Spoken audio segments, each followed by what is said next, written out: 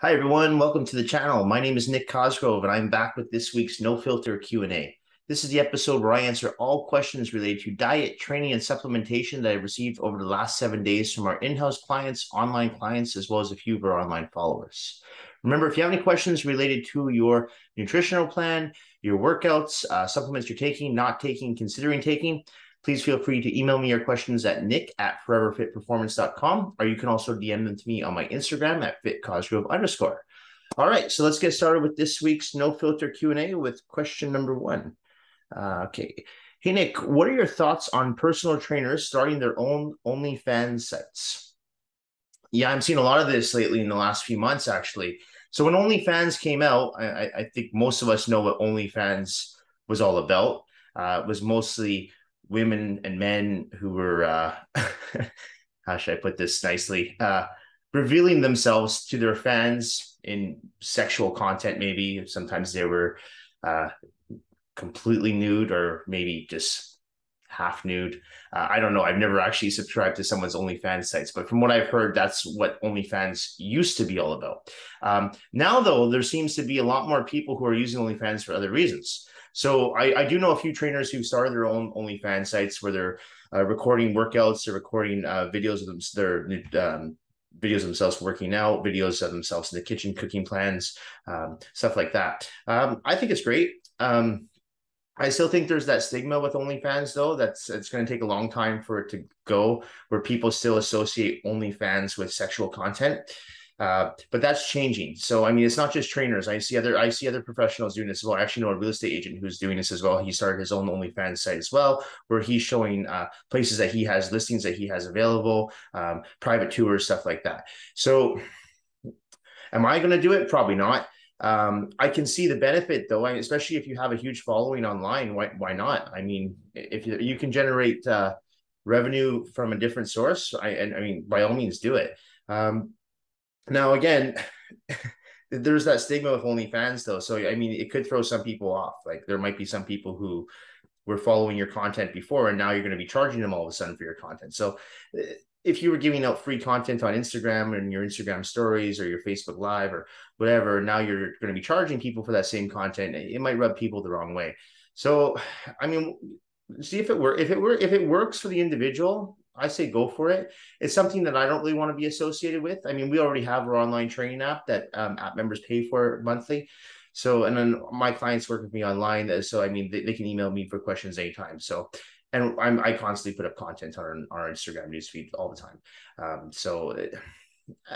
Do I think it's good? Yeah, go for it. I have nothing wrong. I have nothing against it. If it's working for the trainers who are using OnlyFans sites, I say go for it. All the power to you. More money in your pocket, and if you're helping people, great, even better. Okay, next question. Hi, Nick. I'm having pain in my shoulders when doing squats. It's not the weight, but just holding the bar on my back hurts to retract my arms. Even just squatting with the bar bothers them. Do you have any tips on how I can fix this? It's actually a pretty common problem with people who are squat, especially beginners. So a lot of times I'll get someone who comes to see me and they have rounded shoulders. And for them just to put the bar on their traps and retract their arms to do a squat, that bothers them right away. It's very common. So what I recommend doing is it's usually an issue with your rotator cuffs. Your rotator cuffs are too tight, and it's usually caused by rounded shoulders. Also a postural misalignment called kyphosis lordosis, right? So one thing you can do to help correct this is really common with men, but some women experience it too, is go up against a wall and retract your arms back to that wall and try to flatten the back of your wrists to the wall. Keep your heels and your glutes on the wall at the same time, but try to take the back of your wrist and flatten it and hold that for about 45 to 60 seconds. That's going to help stretch out that area. Another thing you can do is you can take like a broomstick and just hold that broomstick behind your shoulders and try to bring your thumbs as close to your ears as possible without that stick raising off up your shoulders. And then once you get to a point where that's as far as you can go, hold that for about 45 to 60 seconds, go back out again, okay, and then go back in and hold it for 45, 60 seconds and do that 2 or 3 times.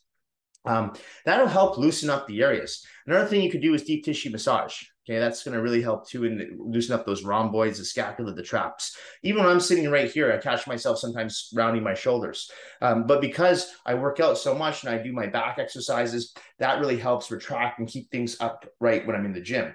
So besides doing those stretches and going for massage, I'd also recommend look at your back workouts and make sure you're doing a lot of good seated cable rows, bent over barbell rows, lat pull downs, anything that forces you to retract those shoulders more and more. And that should help solve the problem. But otherwise, if you're doing all that and you're still experiencing issues, you might want to go see a physiotherapist because it could be a bigger issue. You know, you might have some scar tissue in there that needs to be worked through, but a good RMP can help you with that as well. So try those, see if it helps. But it's pretty common. I wouldn't stop squatting. I would just throw in those wall stretches, the broom stretches, do a lot of good back work. That should help. And like I said, if it doesn't help, go see a physio and see if they can give you some exercises for your rotator cuffs. Okay. Next question. Hi, Nick. Should I be taking any supplements after my workout to help stimulate faster muscle growth? That's a good question. So we all know, well, most of us know, they'll say to take a post-workout shake after your workout. And I put up actually a video on my Instagram stories a few weeks ago about that, asking, I took a poll to find out how many people do post-workout shakes and how many don't. And it was pretty much 50-50. And my view on post-workout shakes, I don't believe they're necessary. I do implement them into some clients' nutritional plans, depending on the individual I'm working with. I don't think that they're useless, but I don't think they're necessary either. I think that you can still have a good meal after your workout that has full of nutrients and lean protein, and you'll get the same benefits of just doing a post-workout shake. But if you're in a situation where if you're doing a workout and you have to go to a meeting, or say you're a trainer and you have to have a client right after your workout, you don't have time to sit down and have a meal, I can see where having the shake has its benefits.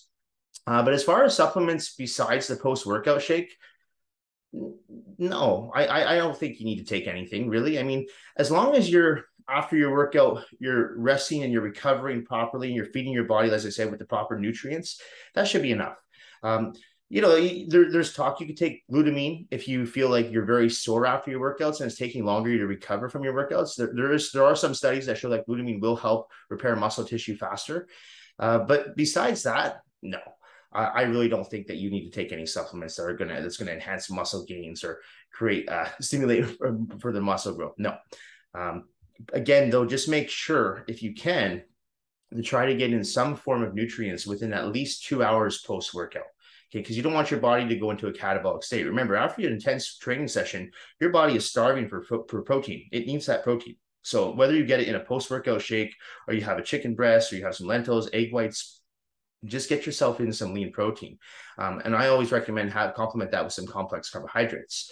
So whether that's something like waxy maize that you could throw into your post-workout shake, or just some brown rice, quinoa, yam, sweet potatoes, oatmeal, just those complex carbohydrates to help replenish the glycogen storages as well. But as far as supplementation, I wouldn't waste your money on anything post-workout, no. Okay, next question. Hey, Nick, I've been having really bad pain in my left elbow for the past few months, and now all of a sudden I have pain in my right elbow. Really bothers me during certain exercises like lateral raises and some back rows. Is this a sign of arthritis starting? I'm only 48 years old. Okay, so first of all, arthritis does not discriminate with age. I know I have 2 clients right now who are in their 20s who have arthritis, and they're both hockey players. So arthritis is really just overuse of the joints and tendons. So you could be any age and you can get arthritis. Yes, it's more common with elderly people, but younger people do get it. And really, like I said, if for example, my 2 clients who are hockey players, they've been playing hockey since they were 3 years old. One of them's in the juniors right now. So, I mean, you can imagine how much hockey they played from the time they were 3 years old to the time they were like 24, 25 years old. So it's just overuse of the muscles. To me, I don't know, I can't diagnose it for sure, but it doesn't sound like it's arthritis. What it most likely is, what happened was in your left elbow, you most likely had either a tennis elbow or a golfer's elbow. And this is very common. What happens when we have an injury on one side, we tend to overcompensate with the other side. So, as you mentioned, you have been having that problem in your left side for the last few weeks or few months. Now, all of a sudden, it's in your right side, most likely because you're overcompensating, use your right side more. And now, because of that, the right elbow is feeling it. So, the best thing to do is, in my opinion, is go see a physiotherapist and let him or her diagnose that as whether it's tennis elbow or golfer's elbow. It's going to be one or the other, most likely. And get some exercises done. You might want to look into some IMS therapy. That's very beneficial. I've had a lot of clients do IMS and they swear by it. So that's a good solution too. And also, I would watch the way you're doing certain exercises. You mentioned that lateral raises bother you. Okay, well, are they dumbbell lateral raises that bother you? Because if they're dumbbell lateral raises that bother you, why not try some cable lateral raises? See if you can still do those. And if you can't do any lateral raises for now, don't worry about it. Just make sure you're working your anterior deltoid, your posterior deltoid, your trapezius, your scapula, and you don't have to hit the medial deltoid directly, right? You'll hit the medial deltoid indirectly by doing those exercises. But that's what I would do. I'd go see a physiotherapist, get diagnosed, and then let him and her help you with some exercises and maybe some IMS therapy as well. That should help fix the issue. Okay, next question. Nick, do you think Michael Hearn is natural like he claims he is? Seems suspicious to me. What's interesting? I've had a few questions about Michael Hearn in the last few weeks. I'm wondering if he's big on social media now more than ever. So for those that don't know, Michael Hearn, I believe he's in his, I want to say early or mid 50s. He claims that he's natural. I think he was Mr. Universe at one point, Mr. Natural Universe, and he's won tons of bodybuilding shows. He's not an IFBB pro, but he's very well known in the fitness industry. He's a good looking guy. And he's huge. I mean, Jesus, whatever he is, I think he's in his, like I said, early 50s, mid 50s. He looks amazing. And yeah, he has claimed that he's natural his entire life. From what I know about Michael Hearn, though, I believe he started working out when he was about 9 years old. So guy's been training his whole life and he trains hard. I've seen some of his workout videos. The guy gets up at like 3 a.m. to go train at Gold's at like 4 a.m. And he trains hard and he trains heavy. So whether he's natural or not, you can't critique his physique and you can't critique his work ethic. The guy's got really good work ethic. I mean, he trains hard and he works hard. I think, I don't want to speculate whether Michael Hearn's natural or not. He claims he's natural. Is he not? I mean, I don't really care. But I think he comes from that era where a lot of guys didn't want to talk about their steroid usage. It was kind of like something that it was like frowned upon. You don't talk about it. Whereas these days, everyone talks about their steroid usage. So it's a completely different era now. And because he's claimed he's natural for so long, I would imagine he has to continue to go with that. With that theory and say, yeah, I'm natural. So do I think he's natural?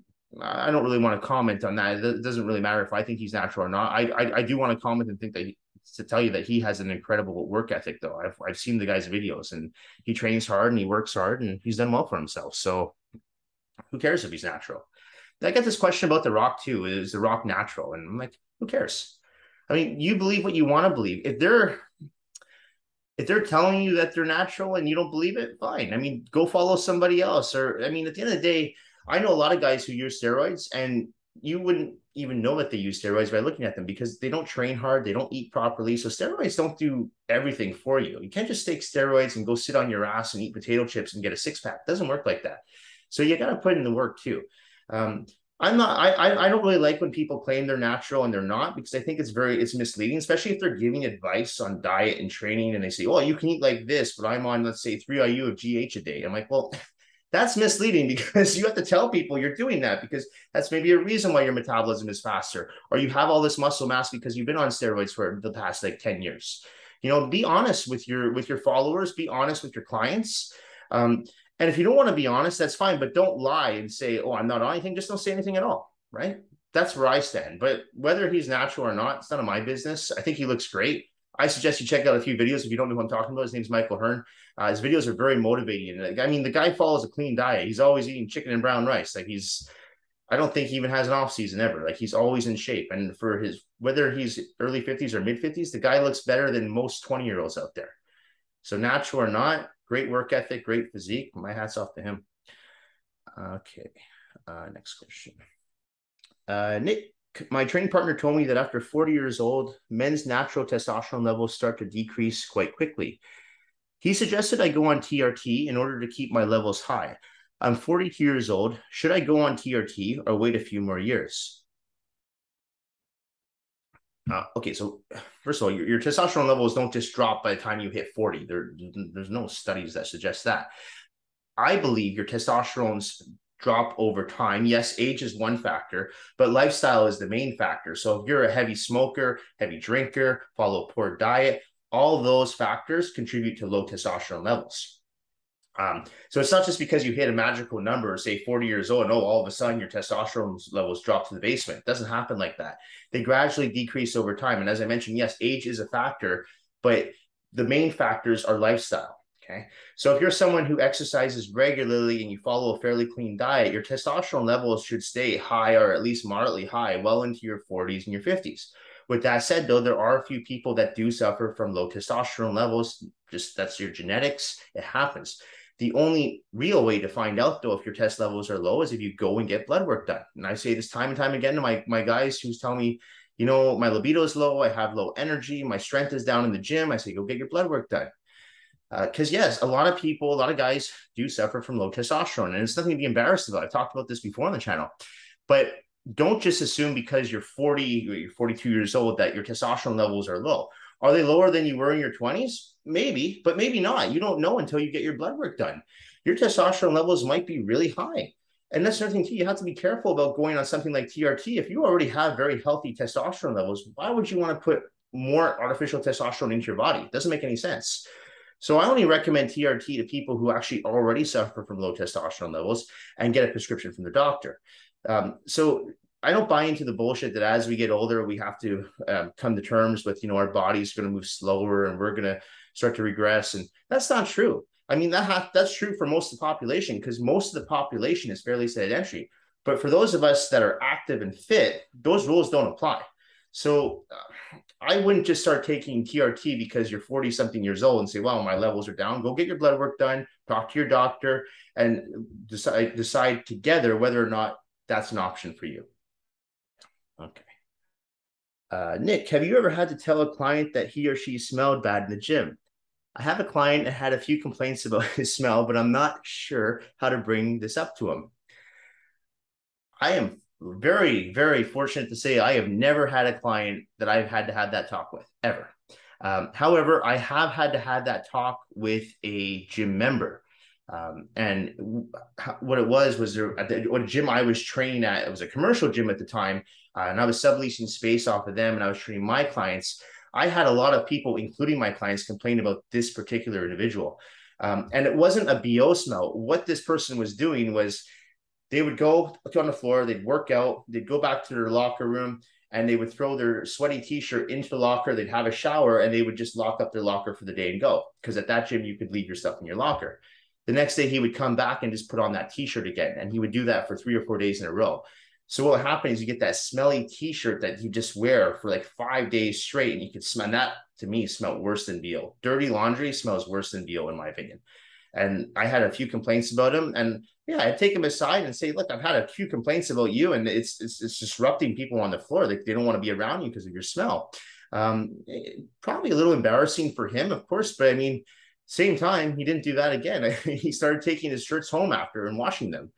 So yeah, some people, they just don't know. They get so used to a certain smell, or they think that nobody else smells it. It's an awkward conversation to have. I think there's no good way to bring it up. You just have to be direct. What I did find helped those, I think because this was another guy I was talking to. If it was a woman, I probably would have asked one of the female trainers to talk to her. So I don't know. I think that makes a difference too.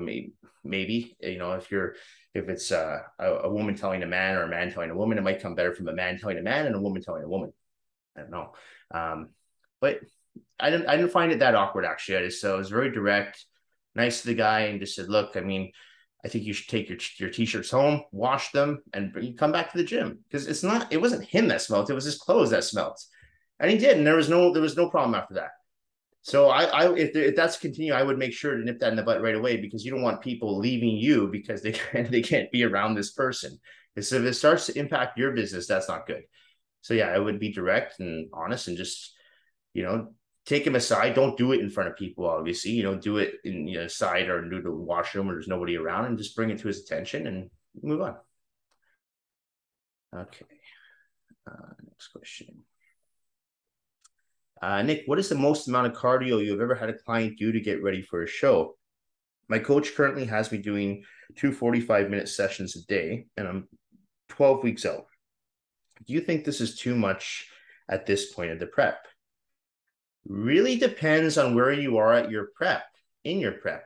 If you're behind schedule and your coach believes you're behind schedule, he or she might give you more cardio.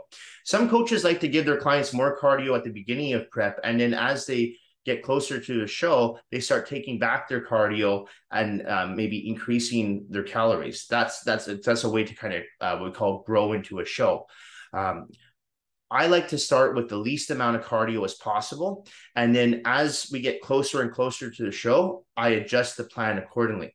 So if I have a client who's starting off with, say, 20 minutes of cardio a day, and each week he or she is losing progressively 2 pounds each week, and they're getting nice and lean, why would I increase their cardio anymore? There's no reason to. And with that said, if I have a client who's doing that 20 minutes and they're not losing weight, okay, I might add on another 10 minutes, and I have to add on another 10 minutes. And then occasionally I have to add on a second cardio session. The most cardio I've ever given anyone for a show was 2 hours. And that's because that person was cheating on their diet and they were about 3 weeks out from the show. And if they're watching this, they know who they are and they'll admit that they were really behind schedule. So we had to get them down. I think it was about 23 pounds in 3 weeks just to make their weight class. So yeah, I had her doing 22 hour, I don't know what her was doing, 2 60-minute sessions a day. I thought I had her doing 3 sessions, but no, it was 2 60-minute sessions a day. And yeah, it was brutal, but we got her down to her weight. I wouldn't advise anyone to do that though. I mean, most people, if they're starting their prep on time, you shouldn't have to do that much cardio, in my opinion. If your diet's on point, your training is on point, you shouldn't have to do 2 hours of cardio a day. 90 minutes to me at 12 weeks out seems a little excessive, but again, I don't know where you're at in your prep. I don't know what your coach's plan is. If your coach's plan is to start you off with more cardio and bring that cardio down to maybe 20 minutes at 2 weeks out, great. So I would talk to your coach about that and ask he or she as to why they have you doing 90 minutes of cardio 12 weeks out. They'll know the answer. They'll tell you. And you got to be very honest with your body. If you are behind schedule and you feel like, you know what, I'm carrying a little bit of body fat, you're going to have to do that extra cardio. Cardio doesn't have to be boring too. When I used to do my cardio, I used to listen to podcasts, music. I watched the TVs at the gym. So it doesn't have to be boring. But yeah, it has to be done. If you want to get lean and you want to get in really good top shape and bring that conditioning to the stage, you're going to have to do some cardio. And sometimes 90 minutes is not excessive. But at 12 weeks out, in my opinion, I don't think I've ever had any of my clients doing 90 minutes at 12 weeks out. I've had people do 90 minutes at like 6 weeks out, but never 12 weeks. No. Okay. Next question. Nick, what's the best way to go about getting sponsored by a supplement and clothing company? Do you think I should just do a few more competitions and photo shoots and send them my pics? I've already competed in 3 bikini shows this year and have placed top 5 in all my shows. Sponsorships have changed over the years. The last time I had a sponsorship was in 2014, and it was with Under Armour. And honestly, if I were to be completely honest, I wasn't getting paid anything. I was getting paid in clothes. That's how I was getting paid. So I would post up a few posts on my Instagram or Facebook, and they would send me clothes. They would send me shorts, t-shirts, just to ask my size, send me shoes. So I'd be posting pics of myself in their clothes. I didn't even have a big social media following. I still don't to this day, but because I'm in the industry and because I'm a trainer, my clients would get a discount code on all Under Armour clothes as well. They get like 20% off if they put in my code. Now I stopped that myself. I stopped that sponsorship back in 2016 because I wasn't really getting anything out of it besides free clothes. And I was doing a lot of work. I had to post a photo every day. I had to come up with content for their clothing brand. And I'm like, I'm working on their business rather than my business. And nothing against Under Armour. They're a great company, but I'm like, for free clothes, I can buy my own clothes. I don't need someone to give me free clothes. And that's what a lot of these companies do now. All they do is they pay their athletes in clothes. And some athletes love that. Like, hey, I'm sponsored, and they get free clothes or they get a discount on supplements. I'm like, right. But if you were just to put your mind and your focus towards your business, you could just buy those clothes and those supplements yourself and not have to worry about, kind of, I don't like to use the word, but whoring yourself out social media to sell their products for them. The days of, supplement companies and clothing companies paying big money to people to wear their clothes, those days are over. Unless you're like a Kardashian, it's not going to happen. Even the social media influencers, I mean, some of them, the big ones, might get a paycheck off endorsing certain products for sure. But if you're just a local athlete who competes at some local provincial level shows or even national level shows, they're not going to give you any serious money. So, and I tell this to a lot of my clients who are competing. I'm like, who cares about sponsorships? Like at this point, who cares? Like, yeah, maybe it's nice to go around and tell people I'm a sponsored athlete, but at the end of the day, what does that really mean? If all you're doing is you're getting free clothes and you're getting a discount on supplements and you're saying, "Oh, I'm sponsored," who gives a fuck? Sorry, but who gives a fuck? So to answer that question, how I did it was actually I didn't have much of a social media presence whatsoever. But back then, that wasn't as important. I think these days that's more important than anything. So I noticed people who have huge social media followings tend to do better in the sponsorship roles. What they're getting paid, again, I don't think very much. Regardless, though, I think that's a big thing. A social media presence is much more important than how you place at a local show. They don't care about how you place at a local show now. They care more about branding and their image. So even if you're someone that doesn't even compete, I know people who don't even compete who have sponsorships and, they've never even stepped on stage. So I think as long as you have a good social media following and you're active on social media, you could get a sponsorship. They're probably going to want to look at that most likely. But like I said, I haven't been sponsored since 2016. I have no intentions to ever get sponsored again. My focus is on my business. I don't want to focus on someone else's business and promote their business unless I personally either A, believe in their product that I'm selling, or B, it's bringing revenue my way. Because otherwise, why waste my time? So don't get caught up on, I need to get sponsored. I want to have a sponsorship, because at the end of the day, nobody gives a fuck. Nobody cares about your discount code on some pre-workout powder or, I mean, what, to save $5? Come on, who cares? Sorry, but that's the reality. That's the way I really feel about sponsorships. I think sponsorships are a waste of time. I think you're better off focusing on your business and your branding. And, if you really believe in what you're doing, people will buy it, whether it's training programs, nutritional plans, personal training sessions. Maybe you started your own supplement, your own supplement line, whatever it is. If you believe in it and you put work into it, people will buy it and they'll follow it. All right. Let's go. Last question here. Nick, do you think it's better to try and stay lean all year or take a few months off from the diet and eat whatever you like in order to grow? I keep reading that I need to be in a caloric surplus to add muscle, but how can I do that if I eat clean all year round? If you had asked me this question 15 years ago, I would tell you, yeah, take 3 to 4 months and just eat whatever you can. Just put those calories in and just lift as heavy as you can in the gym and you're going to put on muscle. Now that I'm older, though, I've changed my mindset towards that. And I do believe that it's important, not necessarily to stay incredible low body fat year round, but to stay relatively lean. And that's one thing a lot of people said to me when I used to compete. And even today, they're like, I never really see you get out of shape. And the reason I don't do that, I don't like to get out of shape. I don't like to go into a caloric surplus and get bloated and feel slow and sluggish just so I can put on an extra 2 or 3 pound muscle a year. Hey, it's not healthy. Like, that's terrible. There's tons of bodybuilders and people in the fitness industry. They'll do a show, and then within a month, you'll see them on Instagram, or you'll see them in the gym. You're like, who's that? You don't even recognize them because they put on so much weight so quickly. And most of that weight is water weight and fat. It's not really muscle. And they're doing that because they want to take advantage of what they call the post-show rebound. To me, I don't like that. You got to think more internally than externally. So that puts a lot of pressure on not just your organs, but also your heart. Like your heart, that's the main thing. So I always tell my clients it's best to try to stay relatively lean throughout the year. Now, if you want to take a few breaks a year from training, you want to take a week off from the gym, you want to go on vacation for 2 weeks, you want to just drink and eat, go for it. But I wouldn't recommend doing that for months on end. No, absolutely not. I think that's actually detrimental, not only to your progress, but more importantly to your health.